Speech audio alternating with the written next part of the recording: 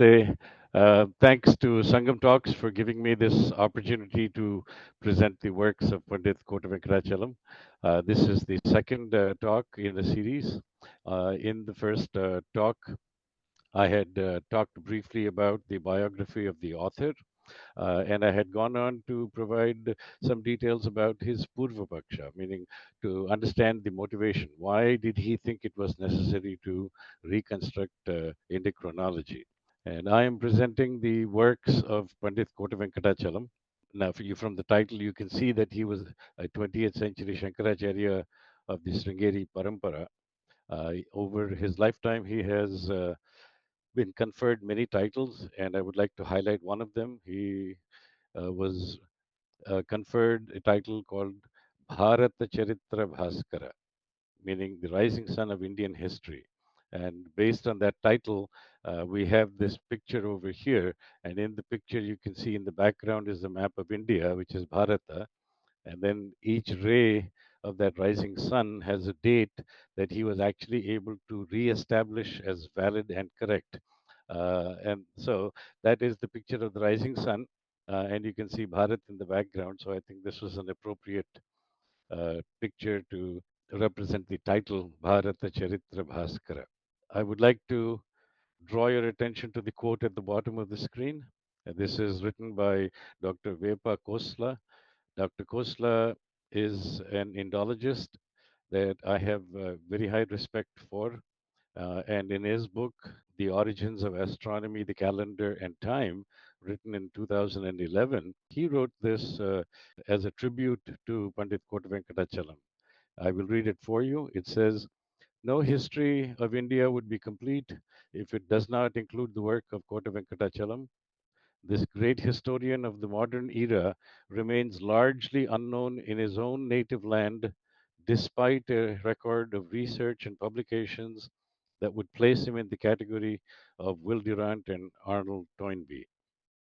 So, with that as introduction, let's move on to the next slide. I had broken this talk into three parts. This is the second talk. In the first talk, I had talked about the first two sections on this slide. I had talked about the author and provided a brief biography, and I had talked about his methodology and approach in reconstructing Indian history, Indic history, from primary Sanskrit sources of Shruti and Smriti. I had also covered last time the second section, which is Panditji's Purva Paksha, meaning what is the problem that he was trying to solve and what was his motivation to reconstruct Indic chronology from Shruti and Smriti. So those are the two topics that have already been covered. Today I'm going to begin on the Uttara Paksha, meaning present the reconstructed chronology. Now, so on this slide, I'm trying to provide a small sampling of the sources that he consulted in Shruti and Smriti. So you can see that it is a reasonable collection of Shruti and Smriti. So now the reconstructed history that Panditji provides is divided into four parts. Part one is very ancient, from the beginning of Srishti to the end of the sixth Manu. And why do we have to start there? Because if you recall, I was talking about William Jones being a staunch Christian, and for William Jones, the world was created in 4004 BC, that the world did not exist before 4004 BC. And that was the reason that Panditji started over here. So actually, if you go back and look at his books, the very first books that he wrote, these two books, deal exactly with that history of creation and the age of the universe, meaning it is older than 4004 BC, is what he was trying to establish. And that there were no migrations into India by Aryans, but the migrations were actually out of India. And so the first part is the very ancient, on which he wrote the two books I have just mentioned. And the time period it covers is from the beginning of Srishti to the end of the sixth Manu. The second part and the third part he feels are the ancient and medieval times. The ancient is from the seventh Manu to the end of the 27th Mahayuga. And the medieval is from the 28th of Mahayuga to the end of the Mahabharata war. And the modern is from the Mahabharata war to 1193, which is 3138 BC, in his opinion. And his reconstruction continues to 1193. Now, the reason I have highlighted 2 and 3 in yellow is because he felt that the ancient and medieval times, their histories, the kings, and significant events were captured reasonably well in summary form in our Puranas and Itihasas. And so he did not spend time addressing 2 and 3, but he did spend time addressing 1 and 4. And so that brings us to the talk and the agenda for today. And today I'm going to be talking about number 1. Today I will be talking about the very ancient, which is from the beginning of Srishti to the end of the sixth Manu. And tomorrow we will talk about the modern, which is from the Mahabharata War to 1193 AD. So these are the two books that I have just talked about. Here is Brahmanda Srishti Vijnanam and here is Manava Srishti Vijnanam. And although these titles are in Telugu, the books are actually in English. Both books are in English. Brahmanda Srishti Vijnanam talks about Srishti itself and how the Brahmanda is created, the geographies of the Brahmanda. And so it goes into a lot of detail about the Brahmanda itself. The second part is Manava Srishti Vijnana, meaning the genesis of the human race and how the human race was first made manifest in Bharatavarsha. And from the Bharatavarsha, there were migrations out of India, and that is how the rest of the globe was populated. So these are the two books that he wrote on ancient Bharatiya history, and this is the talk for today. So I cannot give you as much detail as the book contains. I do apologize for that. However, what I will try to do is to cover the highlights of the two books. So dealing with the Brahmanda first, we have this Ananta Brahmanda Srishti, meaning endless Brahmanda Srishti. So time is a continuum. Time has no beginning and time has no end. But there is a pattern that repeats. There is a pattern of Srishti that repeats. So a Brahmanda is created, the Brahmanda grows, the Brahmanda is destroyed, a new Brahmanda is born, the Brahmanda grows, the Brahmanda is destroyed. So that is a pattern that you find repeating across time. So if we had to study one Brahmanda, one of those patterns, then here is an artist's rendition of the structure of the universe. So on this slide, I'm trying to explain the structure of our Brahmanda. So in our Brahmanda, here is Mahavishnu in the Garbhodaka ocean, and Mahavishnu is the creator of Brahma, and Brahma in turn is the creator of the Brahmanda. And the Brahmanda, the structure is you have these 14 lokas. So you have the urdhva lokas with the bhugola. This is the earth. So where my cursor is, this is the earth. This is the bhugola or bhuloka. And above the bhuloka are six other urdhva lokas. So a total of seven urdhva lokas. So you have these urdhva lokas, and the easiest way to remember them is from our Nitya Sankalpa. So our Nitya Sankalpa is something that we chant before every puja. And if you recall from your Nitya Sankalpa, you have Om Bhuhu, Om Bhuvaha, Om Swaha, Om Mahaha, Om Janaha, Om Tapaha, Om Satyam. So you have the names of the seven Urdhvalokas in the Nitya Sankalpam. And that is the easiest way to remember them. Now, to the south of the Bhuloka, you have the seven Patala lokas, the Atala, Vitala, Sutala, and Rasatala, all the way to Patala.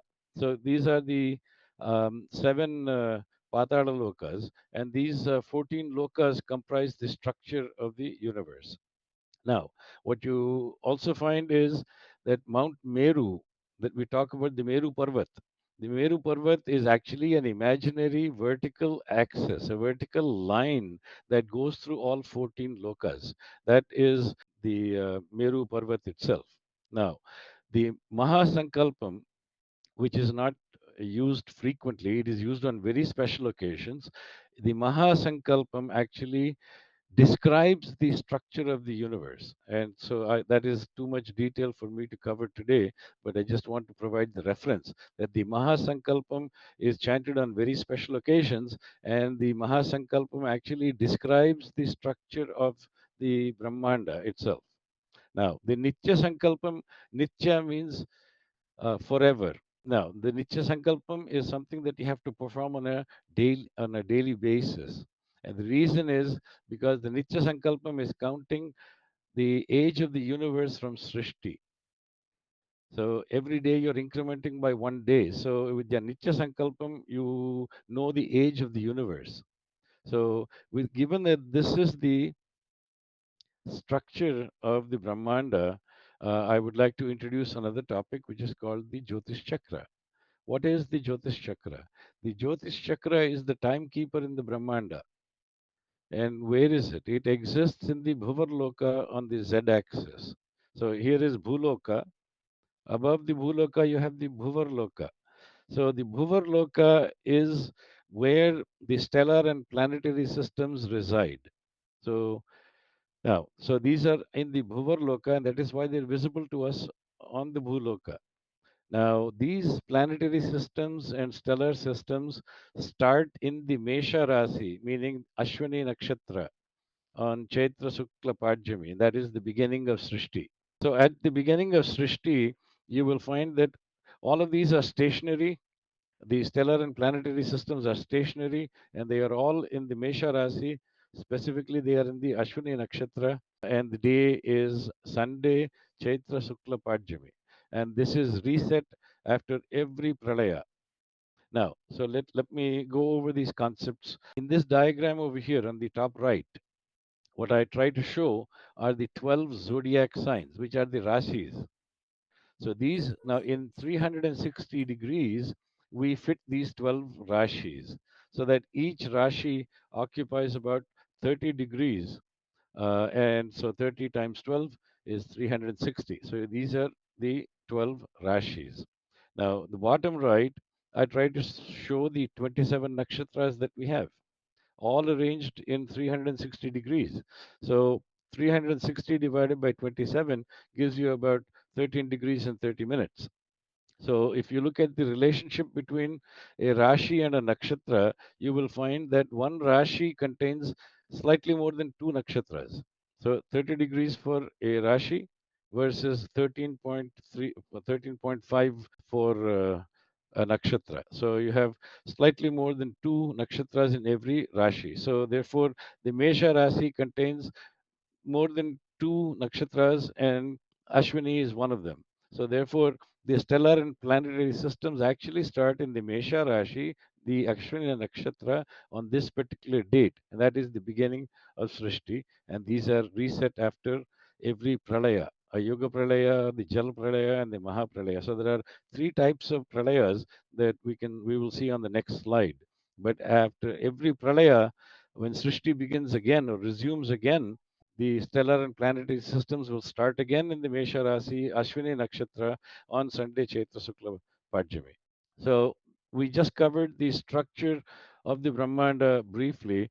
On this slide, I would like to talk about the duration of the Brahmanda and the cosmic units of time. So the most important thing to remember here is our Srishtikarta is Brahma. So it is important to know the lifespan of Brahma, because that is the duration of the Brahmanda. Because at the end, as I said, there is a pattern that repeats on a timeline, on a time continuum. This pattern of Srishti repeats. So a Srishti, a Brahmanda is born, a Brahmanda grows, and a Brahmanda is destroyed. So between creation and destruction, you have the duration of the Brahmanda. And the way to remember that is one Brahmanda corresponds to one Brahma, and the duration of the Brahmanda corresponds to the lifespan of Brahma.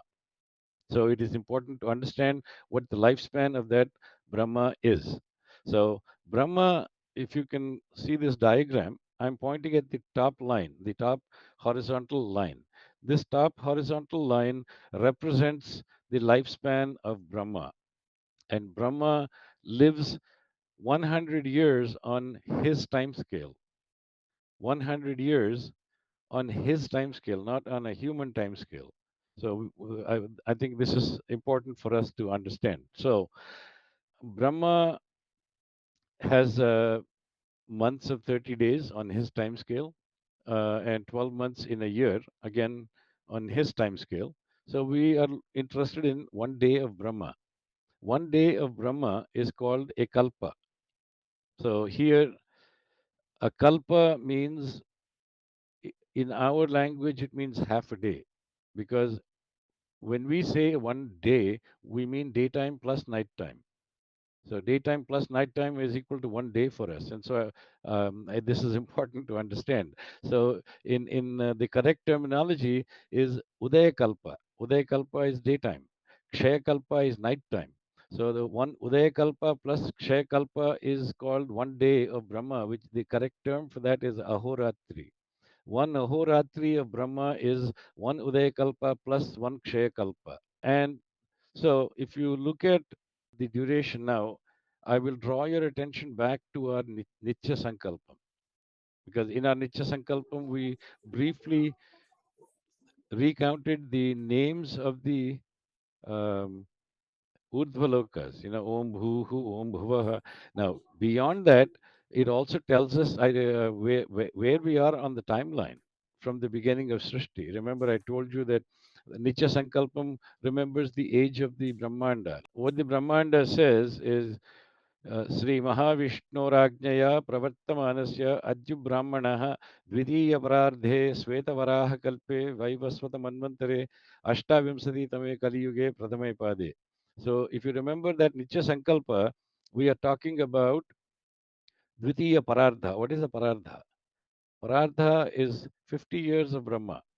So remember that Brahma lives to be 100 years. So if 50 years is called one parardha, then the lifespan of Brahma is two parardhas, right?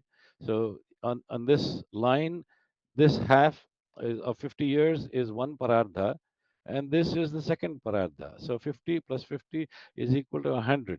So our Nitya Sankalpa tells us that we are in Dvitiya Parardhe, we're in the second parardha of the age of our Brahma.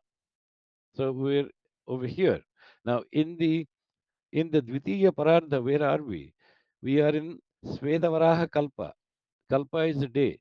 We are in a day identified by Svetavaraha, and we are in the seventh Manvantara. So Dvitiya Parardhe, meaning Dvitiya Parardhe, Svetavaraha Kalpe, Vaivasvata Manvantare, Ashtavimsiti Tame Kali Yuge. So maybe I should explain the structure of this diagram first. So the line at the top is 100 years of Brahma. That is Brahma's lifespan. And we have said that 1 day in the life of Brahma is called a kalpa, meaning daytime, Udaya kalpa, nighttime is Kshaya kalpa, and the two together is one Ahoratri. So now, if we had to break down that 1 day in Brahma, we find that one kalpa of Brahma can now be broken into what are called 14 manvantaras. So you have a manvantara, and 14 such manvantaras constitute 1 day of Brahma. Now, Brahma does his Srishti during the Udaya Kalpa, and Brahma sleeps at night during the Kshaya Kalpa. There is no Srishti in Brahma's Kshaya Kalpa. All the Srishti is happening in the Udaya Kalpa. So, in one Kalpa, Brahma presides over the creation and destruction of 14 manvantras. So, what is a manvantara? A manvantara, in turn, is broken down into 71 Mahayugas. So, what is a Mahayuga? A Mahayuga is what we are most familiar with. It is these four yugas. You have the Treta Yuga, the Krita Yuga, Treta Yuga, Dwapara Yuga, Kali Yuga. So, the combination of these four yugas is called one Mahayuga. And you have 71 Mahayugas in one Manvantara, and you have 14 Manvantaras in one Kalpa of Brahma. Yes, and that corresponds to 1 day of Brahma. So Brahma lives to be 100 years on this timeline. So I'm hoping that this helps explain the duration of the Brahmanda. So again, going back to our Nitya Sankalpa, where are we? Sri Mahavishnu Rajnaya Pravartamanasya Adyu Brahmanaha Dvitiya Parardhe, second Parardha, Svetavaraha Kalpe.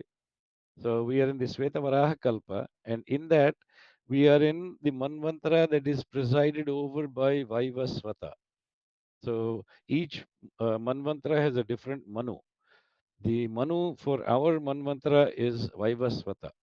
So Dvitiya Parardhe Svetavaraha Kalpe Vaivasvata Manvantare Ashtavimsati Tame Kali Yuge. Ashtavimsati meaning 28th Mahayuga, 28th Kali Yuga. So remember that a Kalpa has 14 Manvantras, and each Manvantara has 71 Mahayugas. 71 Mahayugas. And we are in the 28th Mahayuga. And in that 28th Mahayuga, we are actually in Kali Yuga, right? So द्वितीय परार्धे श्वेतवराह कल्पे वैवस्वत मन्वंतरे अष्टाविंशति तमे कलियुगे प्रथमे पादे. So we're in the first quarter of the Kali Yuga, of the 28th Kali Yuga, of the Manvantara presided over by Vaivasvata, which belongs to the Svetavaraha Kalpa of Brahma.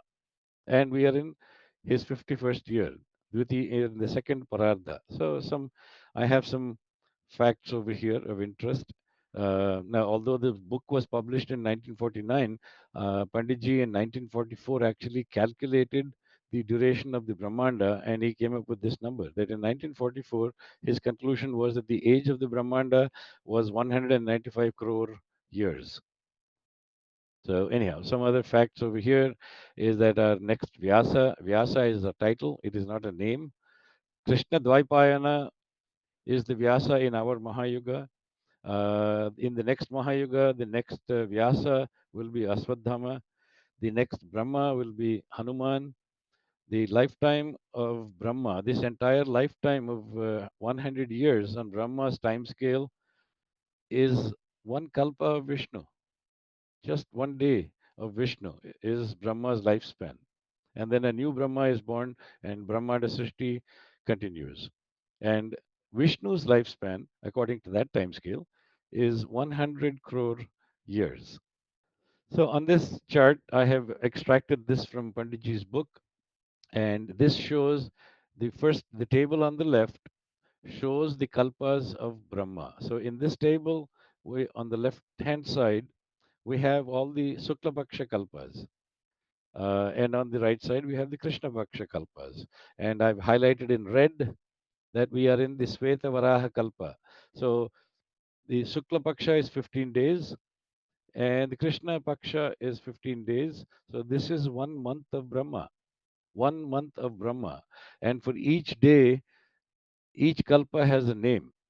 And our kalpa is Sveta Varaha, and I've highlighted this over here. So this table represents 1 month of Brahma. In the table on the right, I have identified all the Manus. This is also from Panditji's book.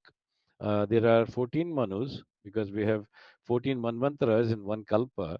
So, and we are in the seventh Manvantara, and the Manu for our Manvantara is Vaivasvata, which is number 7 in this, and that is also highlighted in red for easy recognition.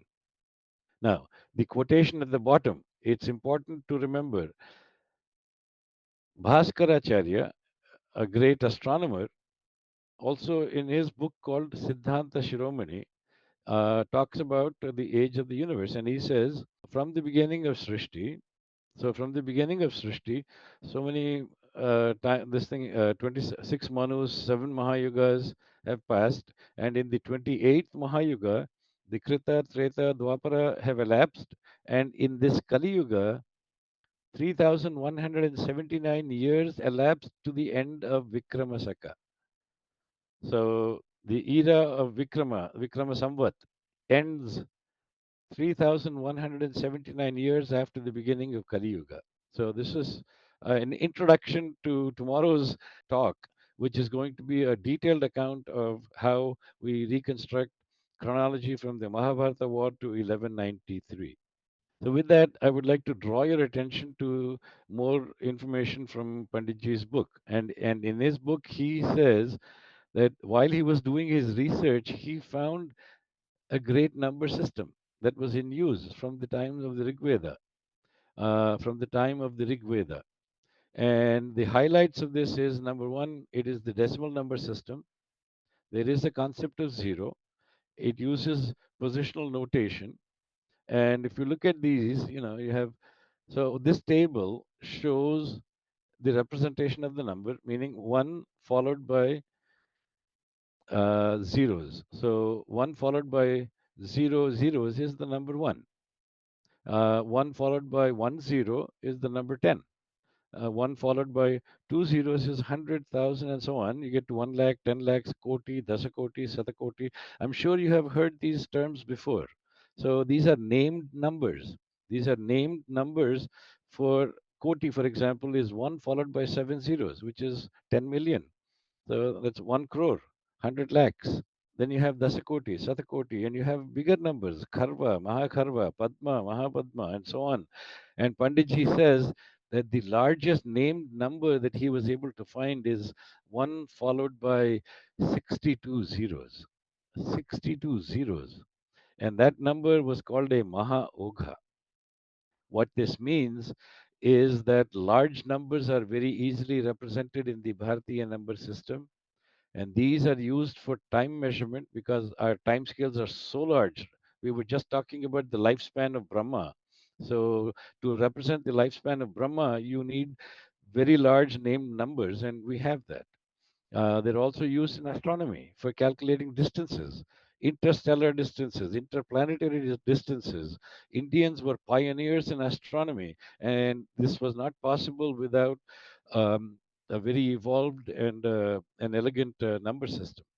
So, this is what I wanted to draw your attention to from Panditji's first book, which is Brahmanda Srishti Vijnanam.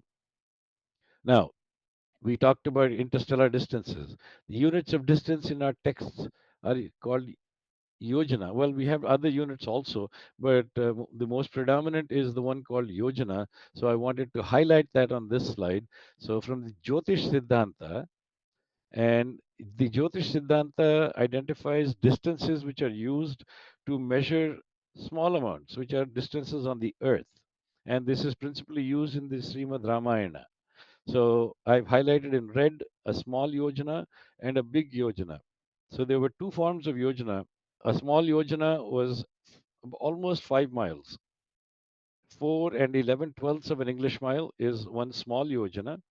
9 and 5/6 of an English mile, meaning almost 10, is a big yojana. And again, I will say that these were used to measure distances on the earth, and they were principally units of distance used in the Srimad Ramayana. Now, when we talk about the Brahmanda is much larger, and we're talking about much larger distances when we talk about interstellar or interplanetary distances. And the Brahmanda Purana explains that. You have the concept of a Brahmanda Yojana, which is different from the Yojana used in the Ramayana. The Brahmanda Yojana is 30 miles, 533 yards, and 1 foot. That is one Brahmanda Yojana, and this is used to measure distances in the Brahmanda. So that is a very high level overview of his first book called Brahmanda Srishti Vijnanam. Also, he goes into great detail about Srishti itself, about Purusha and Prakriti, and how Srishti itself begins. So, I was trying to summarize that up until this slide is a very high level overview of the Brahmanda Srishti Vijnanam. All I've tried to do is talk about the structure of the Brahmanda, the duration of the Brahmanda, and some key concepts like the Bharatiya number system, with special interest on the term yojana, because the yojana is something that we come across quite a bit. Now, if you go back to our Nitya Sankalpa here, there are two things that we established in the Nitya Sankalpa. One is time, and the second is place. So over here, when we are talking about the duration of the Brahmanda, we are talking about time. So where are we? Dvitiya Parardhe Svetavaraha Kalpe Vaivasvata Manvantare Ashtavimsati Tame Kaliyuge. So that is the time. Then place, where are we? Jambudvipe Bharatavarshe Bharatakhande. So we are in Jambudvipa. What is Jambudvipa? And this is what Manav Srishti Vijnanam goes into, the second book, also written in 1949.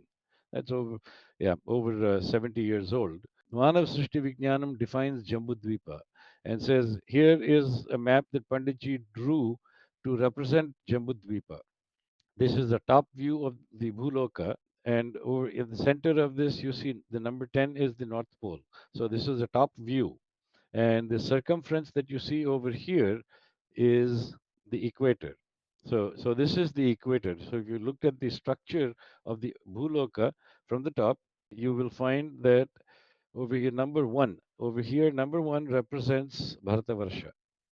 So the highlights are number one, there is a northern hemisphere and there is a southern hemisphere. So this picture is showing you the northern hemisphere.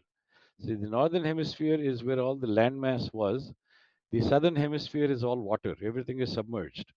So the northern hemisphere is called Jambudvipa, which is the Surabhaga, a single landmass, and that single landmass covers Asia, Europe, Africa, North America, Gondwana, Lemuria, and so on and so forth. So over here, number one is Bharatavarsha.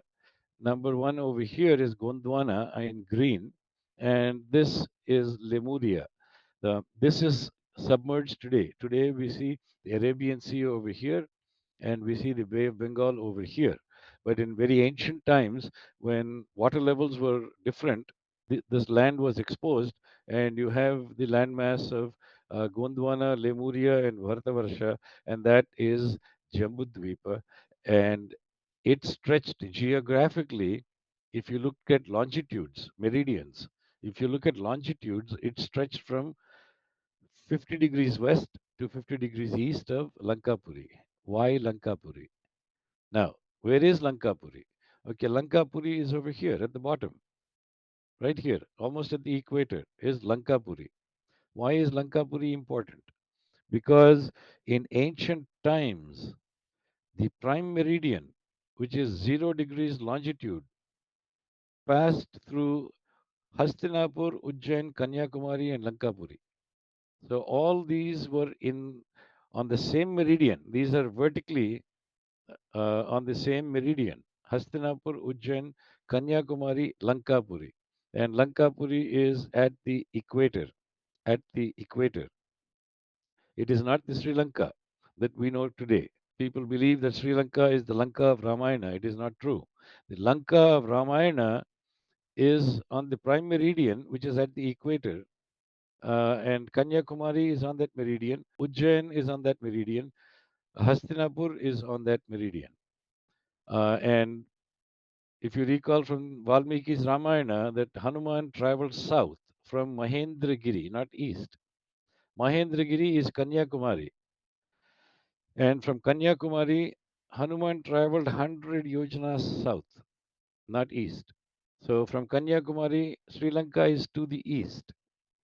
And from Rameshwaram to Sri Lanka is only 55 kilometers. But Hanuman traveled 100 yojanas. And if you recall, yojana over here, we said even if you take a small yojana, 5 miles, 100 yojanas is 500 miles. So you're going 500 miles south of Kanyakumari and you reach the equator. Now, the Rameshwaram, it cannot be Rameshwaram because there are no mountains near Rameshwaram. Mahendragiri is not near Rameshwaram. Mahendragiri is near Kanyakumari, where the ocean meets land. Now, and Panditji has actually spent time covering this topic. And he quotes directly from the Valmiki Ramayana, Kishkinda Kanda, 41st Sarga, slokas 8 to 25. Sugriva is explaining to Hanuman the route to the south. So here is Chitrakuta. So from Chitrakuta, they traveled west until they hit the coast almost, or the Western Ghats. And then they started traveling south. And they traveled south. And what did Sugriva tell Hanuman? What to expect? He said, Agastya Mahamuni lives on the Malaya mountain. He says, stop there and receive his blessings. And here is the Malaya mountain. That is the Malaya mountain. Thereafter, go to the place where Mahendra mountain touches the ocean. Mahendragiri touches the ocean right here. And he says, in the ocean at a distance of 100 yojanas, there is the island called Lanka, which is ruled by Ravana.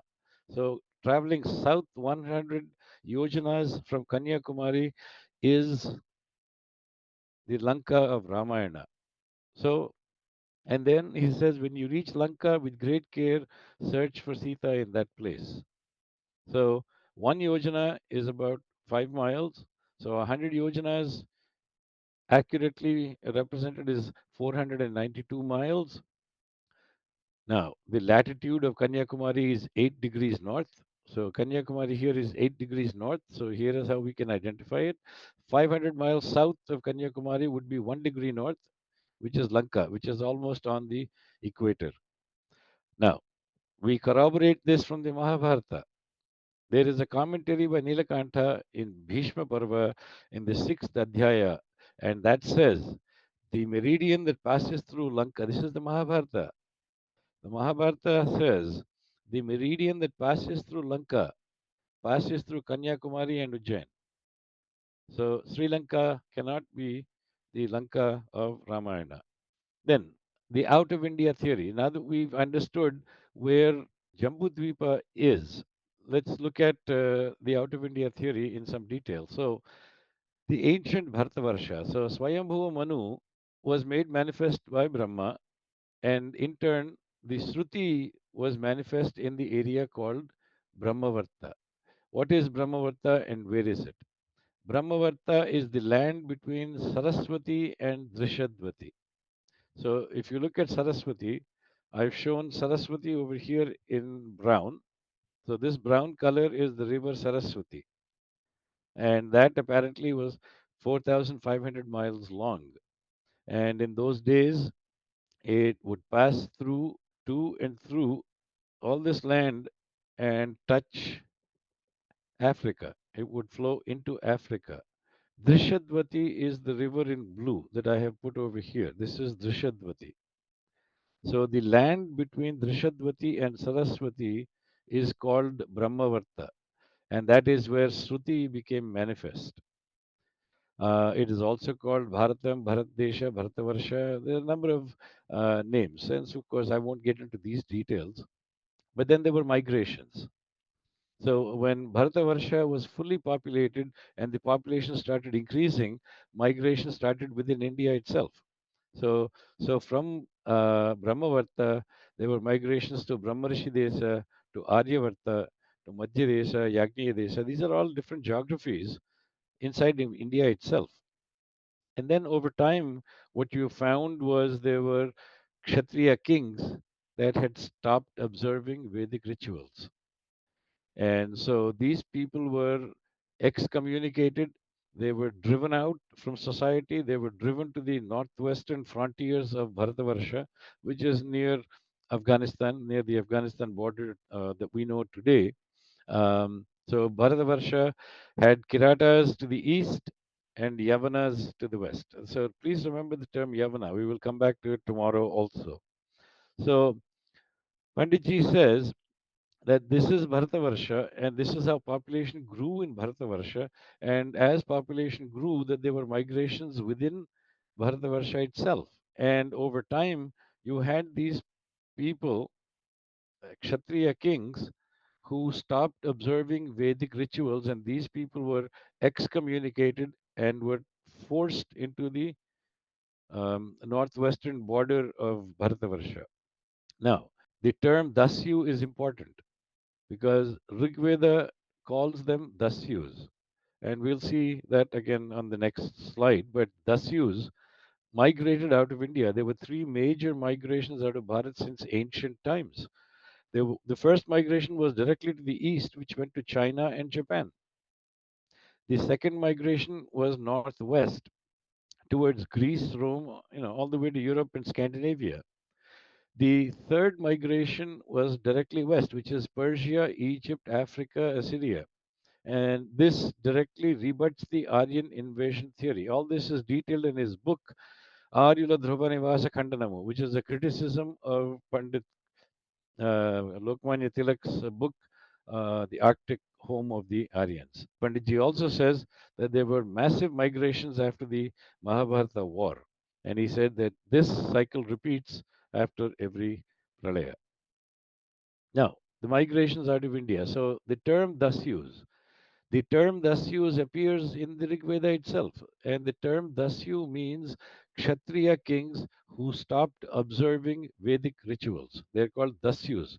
They are also called Anaryas. They are also called Mlechas. I think Mlecha is probably a term that is still used today, but Mlecha means the same as Anarya, which means the same as Dasyu. And Dasyu is mentioned in the Rig Veda. So Yavanas were Kshatriyas, not Greeks. So this is important for tomorrow. Let us remember Yavanas. So Dasyus are first mentioned in the Rig Veda, and the Manusmriti actually identifies the tribes that constitute Dasyus, and these are the tribes: the Paundrakas, the Odras, the Dravidas, Kambojas, Yavanas. Yavanas.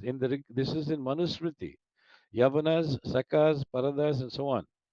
Now, as these migrations took place over time, these people, as I said, if you go back to the previous slide, the northwestern migrations went to Europe, to Greece, Rome, Germany, Britain, Scandinavia. So, and as they settled over there, their names changed also. So the places that they colonized and settled down. Now, I think it is important to point out here that the word Yavana is a Sanskrit word. It is a Sanskrit word. It is as old as our Manvantara. Common language in those days was Prakrit. So in Prakrit, Yavana was pronounced as Yona, which can be spelled Yauna or Yona. So Yona is Prakrit for the Sanskrit term Yavana. And when they settled down in southern and eastern Greece, that area was known by the name Iona, which spelled Ionia. So this Ionia of Greece is actually where Yavanas went and settled. So the tribe called Kiratas, the place they settled down was called Crete after them. So similarly, Dorvas settled in Durian and so on. The Chinas settled in China. The Ramatas, Rumakas settled around Rome. But the important one to be remembered for tomorrow is that the Sakas, which are also called the Parasaka or Parasika, actually went to Persia. And so the Rig Veda defines Dasyus. Manusmriti translates Dasyus into the names of these tribes.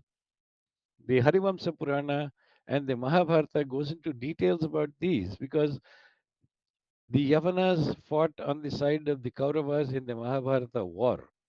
So this is not a modern term. So Yavanas were referenced in Manusmriti, Yavanas were referenced in the Mahabharata. They are not Greeks because the Greek civilization did not even exist at the time of the Mahabharata war. So where are the Yavana kingdoms? There are five kingdoms: Abhisara, Uraga, Simhapura, Divyakataka, Uttara Jyotisha. So if you look at the map on the left, I have drawn a border in brown around Kashmir. So for a frame of reference. So if this is Kashmir, directly to the west of Kashmir are the five Yavana kingdoms. They are Abhisara, Uraga, Simhapura, Divyakataka, Uttara Jyotisha. These are the five Yavana kingdoms. And in green you find this is Persia. This is Persia where the Sakas settled down. So Prakrit, of course, had no la. Sanskrit sa was pronounced as la. So I mean, the sa was pronounced as ha, and therefore Sindhu was pronounced as Hindu in Prakrit. So to drive home this point, if you recall Homer's Iliad, so Panditji actually spent some time describing this, that the great epic Iliad by Homer is actually describing a civilization far more advanced than the civilization that Homer lived in. And the question is, how is this possible? So, in other words, the Greek civilization was formed around 1000 BC. Homer lived around 800 BC, about 200 years after Greece as a civilization even existed. Now, 200 years into a civilization, it is still very primitive. It is very primitive and very backward. Yet, Homer was describing in Iliad, he was describing massive cities, massive forts. He was describing fleets with hundreds of ships. He was describing wealth and prosperity that Greece did not have. So the question is, where did this come from? This is the civilizational memories of the Yavanas that and the Kiratas that actually traveled and settled in Greece, and they were recounting great events from the Ramayana and great events from the Mahabharata, and that is what Homer captured in Iliad, where he's describing a civilization that is far more advanced than the one he lived in. So what Panditji says is that the history of ancient Greece is actually the history of Bharat. Now, another thing to remember is I said that the Greek civilization first appeared around 1000 BC. But what appeared in 1000 BC was not a country called Greece. It was a collection of city states. City states like Crete, like Athens, like Macedonia. So these were city states, and people had fierce loyalty to their city state. And it was very common for the city states to be at war with each other. So Macedonia would fight Crete, and Crete would fight Sparta, Sparta would fight Athens. So people owed allegiance to their city state more than a country, because Greece as a country did not exist until the 5th century BC. 500 BC is when these city states were combined into a country called Greece. And at that time, by government decree, the names of city states, meaning regional identities, were banned. So, no inscription after 500 BC had names of city states. So, if you see the term Yona, Yavana on inscriptions, you can be sure that they are older than 500 BC. They could not have been after 500 BC. And this is also important for tomorrow. So one question that I wrote is that did Panditji have any team of like scholars, or was he working alone? So how could he work alone with so much of work? Actually, I'm unable to understand, because maybe he had some supernatural powers which actually guided him or made him do that work. Another question that I wanted to ask, that what you have presented in your presentation, do you have any book that you have written all this we can access? No, no, I think there is so much that Panditji has already produced. Just republishing that set and increasing people's awareness is more work than I can probably accomplish in a lifetime. Yes, actually, I was thinking that probably in my lifetime, I will not be able to read all the books that Panditji produced, but would like to know more about all of them. Probably the work that only you can, accomplish. And another thing, is there a like project or any AGs that you're working under, or you're also doing the work individually, single-handedly? No, this is individual. My own work is individual, and I do this part time. I mean, I do have a full time job. This is something I'm doing part time. But Panditji spent 51 years, and again, his research was from 1908 Yes, to yes, 1948. And again, those that was before we had Google and PDF and copy paste functions. So this had to be done from original texts, and those original texts were usually found only in state libraries or mathas. yes, yes, yes, And so he had to travel to Sringeri, he had to travel to Kanchi, he had to travel to Madras, go to the state libraries. Again, these are reference materials that you cannot check out. So you can only read them in the library. And so he had to go there and make his notes. And so, as he was making his notes, I mean, given from a very illustrious family, so that they had the itihasas and some Puranas at home, but that was not enough for the research he had to complete.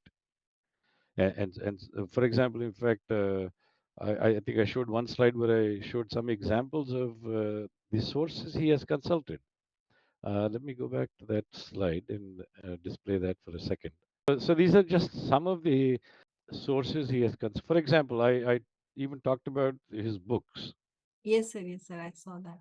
Yeah, this book, Brahmanda Srishti Vijnanam. This book on the left, where he talks about Brahmanda Srishti. For that book, I have it here on my desk in front of me. That is that book is barely 100 pages, and out of those 100 pages, there are 3 pages of references. This is just to give you a feel for the rigor that went into his work. Yes, no doubt, sir. So it's a book is only 100 pages, but the references cited are 3 pages. Yeah. So that is the rigor and the triangulation. I mean, Yeah. this in science is called triangulation, and the amount of rigor that goes into it, the amount of triangulation that goes into determining dates is enormous. So yes, so that is and that is why it took him 51 years. Those were the challenges of the time: lack of technology, large distances.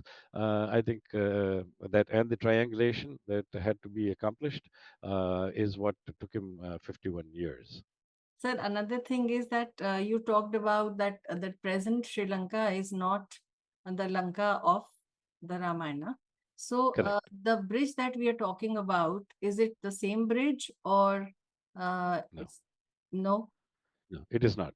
It is not. In fact, I have seen satellite pictures, satellite pictures of the Indian Ocean, and you can sort of see that submerged is some kind of a landmass that stretches from Kanyakumari underwater towards the equator.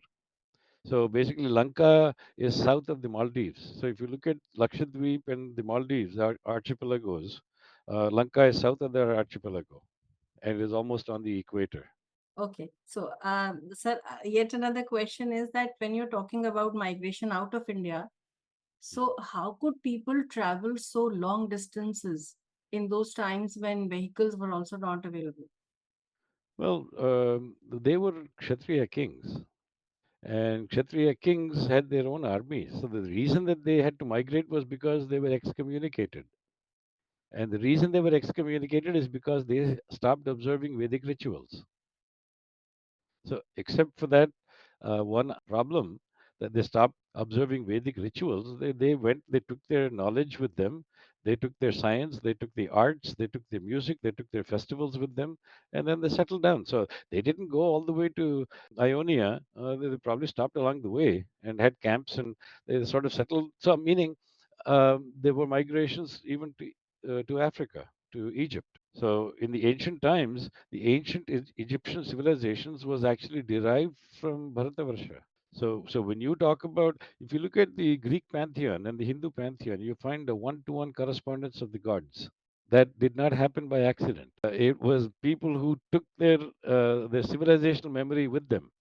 I'm reading certain literature on Shilpa Shastra, ancient wisdom, although I don't belong to that discipline. But Mm. I'm reading about some person who is Mamuni Mayan. So Mayan, according to a book by V. Ganpati, was living in on Jambu Dwipa, which is now Mm. submerged in the water.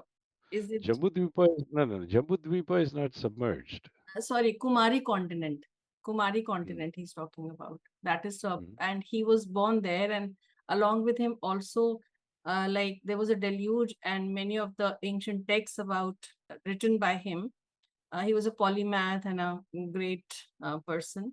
So वो भी Mm. उस पे deluge में चले गए थे. So I Mm. was talking, and there he's also making certain connection between the Mayan of India and the Maya civilization.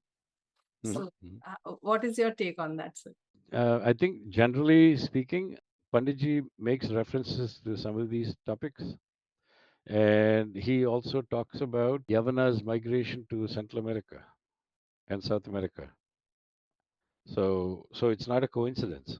So if you look at Mayan civilization, you look at the Mayan pyramids, you look at Machu Picchu. Machu Picchu has an astronomy like Jantar Mantar. whereby you could predict, equinoxes and solstices. So, summer solstice and winter solstice, now autumnal equinox and spring equinox. These are important because for an agrarian based society, for agriculture, it is important to know when spring equinox occurs because that is planting time. And autumnal equinox is harvest time and planting of a new crop. So these were essential for agrarian societies.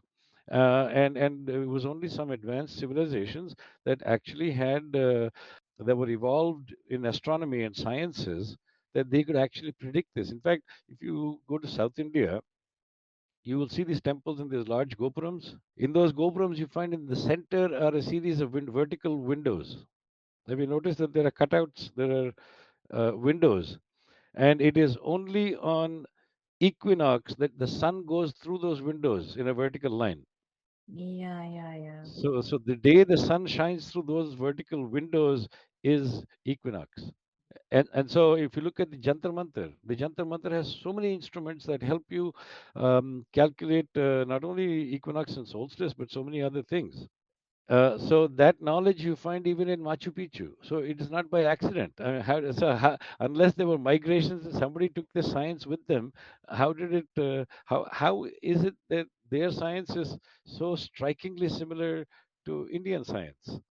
So Panditji does talk about some of these. He touches upon them. He does not spend a lot of detail on that, but he actually has a section about migrations to Central America. And then when I was talking about Homer, I also I did not. There was a bullet on the slide that I did not speak up about, and that is that if you look at the clothes, if you look at ancient Romans and ancient Greeks, they were also wearing seamless clothes. So they had these tunics and big shawls and things like that. That's basically Bharatiya, because we used to wear dhotis, we used to wear saris, we still do. None of they are not tailored clothes. See, one of the problems East India Company had when they arrived in India with their armies was they could not find tailors because Indians were not used to stitching clothes. We used to wear seamless clothes. Indians used to wear saris and dhotis and an angostram. And so they needed to have buttons stitched and uniforms made, and they could not find tailors in India. Sir, even in the And pujas in South India, they are supposed to wear unstitched dhoti, the especially correct, women, not the correct. women, men, the men in the pujas. Huh. So that's another thing. So one-to-one correspondence in their pantheons. We gods, there's a one-to-one correspondence. Their studies, their astronomy is so much similarity. The clothes they wear, it's all seamless clothes in ancient Europe and ancient Egypt. So there's a tremendous amount of evidence pointing towards out of India migrations. So where you said that like there is like Chandragupta Maurya period predates the Gupta period, right? So but there are some books and notes which says that Chanakya sent some Rajdut or something, I don't know what they call that thing. So to the this Alexander's court and all, right? So how you will take what will be your take on that? Okay, and second one is on like today when you talk about this Dasyus and these Anaryas and Malachas, right? So can this be linked with the Battle of Ten Kings? After that, some tribes went westwards. So these are my questions. No, I think it's to for your first question. Your first question is, if you recall, the East India Company came as traders, and then over time they actually occupied India and colonized India. And then what they discovered was when they started reading our texts, they found that we as a civilization were older than Europe.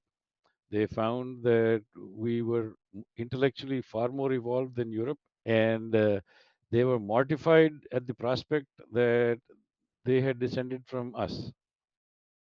And so all of this was conspiracy by the church, and through the church, the mercenaries of the East India Company, to come up with a scheme to show that all of this was not original, that this came from somewhere else.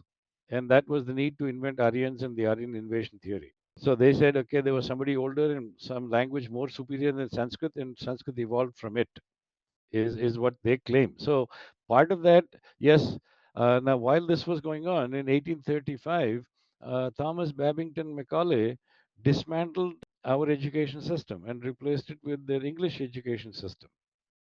So what that did was across 3 or 4 generations, we got disconnected from our heritage, we got disconnected from our literature, we got disconnected from Sanskrit, and we had to learn about ourselves from books that were written by Englishmen.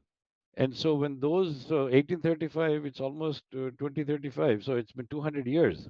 So in 200 years, we Indians, unfortunately, have been learning about themselves from English books written by Westerners and the brown Englishmen that we have today. So we do have a lot of brown Englishmen. And so the point is, when you come across these kinds of stories, you should question the source of that story. What is the source? What is the data to support that that was actually true? Now, because what Panditji spent 51 years doing is to try to show the truth from original Sanskrit sources. The Greeks do not talk about Samudragupta. The Greeks do not. They do not talk about Chandragupta. Indian texts Right. do not even reference Alexander. There is no Indian text that names Alexander. Because as far as Indians were concerned, he never even crossed the Sindhu River. He was defeated right there at the border and he went back and died on the way back to Macedonia. Right? So he was so unimportant, he's not even mentioned in Indian texts. But the Westerners make a big deal out of it. So anything built on a weak foundation is suspect, and I think it should be questioned. I Sir, hope are that you answers your question. covering yeah. Ravikantji, is your question answered? Yeah. Now the second question was like about the Battle of Ten Kings, like where some tribes went westward, and are they related to Dasyus and the Anaryas which you mentioned, or that is a different Um, story?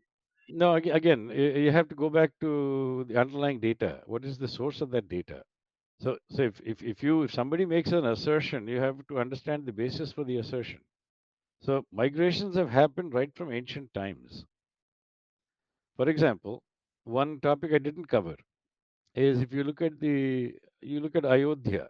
Sri Ram is from Ayodhya, right? The Ikshvaku dynasty. Now, what you probably already also know is that even Gautam Buddha was born out of that lineage, out of the Ikshvaku dynasty, right? And if you go beyond Sri Ram, one of his ancestors was called, there was a king called Sagara Chakravarti. Sagara Chakravarti was the first, among the first, to actually have a war with these mlechas, the Dasyus. He was the first, but he is many, many generations even before Lord Ram. So I'm talking about very, very ancient times. That this excommunication of Dasyus has been happening from very old times. It's not one migration. It's been a series of migrations over centuries, well, yeah, centuries. So you cannot pin that on one battle of between 10 kings. All right, sir. Thank you. And Yashpalji, you may continue. Yeah, the one thing I wanted to share with you, you mentioned about Machu Picchu. Okay, Yes. over my lifetime, I have actually visited every part of the world. Okay, in Machu Picchu, first time I went there, that was the only place in the world where I saw the local people worshipped Saraswati. You see, everywhere else, they worshipped only two: the power and the money. No, and see, they also worship Hanuman, although Western press calls it the monkey god. Right. Right?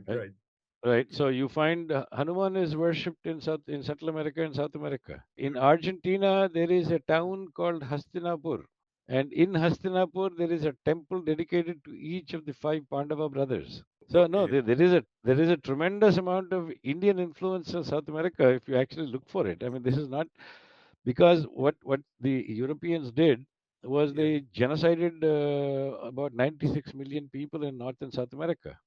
Right. So Right. when they Yeah. went from Europe colonizing the world, Yeah. they genocided 96 million people across North and South America. Right. And then Yeah. And then the Yeah. Portuguese Right. colonized most of South America. And Mhm. when they colonized South America, what they tried to do was they, just like Macaulay, they Mhm. de-linked them from their heritage and gave Yeah. them Mhm. modern education. So now none of Mhm. them can speak their original language. Yeah. They have forgotten their original language. They don't know what the literature used to be. Nobody understands their old science because Mhm. all of them have been separated from it for 300-400 years. We are at risk. Yeah, yeah. Okay, okay, that is perfect. You see, 2 points. One is that the similar phenomena is in Mayans. If you go in Yes.